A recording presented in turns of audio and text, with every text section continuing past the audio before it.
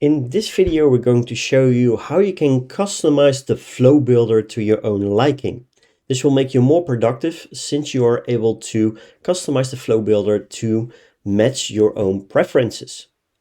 In order to do so, just go to any kind of flow that you already have, or just go to create a new subflow. Inside, you will have 3 dots right to the publish button. If we press that, you will be able to change the theme of the flow builder. So if you press the change theme, you will be able to choose from 9 different kinds of themes. As you can see here, each theme will give a preview to match your own preferences on how you want the flow builder to look like.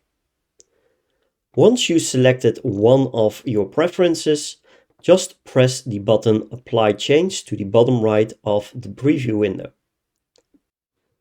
As you can see, the flow builder has been updated in real time. So let me just draft up a few blocks so you can see the differences if we change the theme. So if we want to change the theme, just go to the 3 dots again, go with change the theme, choose any theme that you like.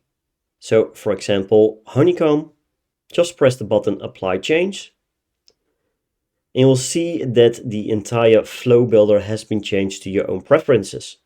If this is not the theme that you would like to have, you are always able to change the theme by going to the 3 dots right of the publish button, change the theme, and from here you'll be able to select the theme of preference.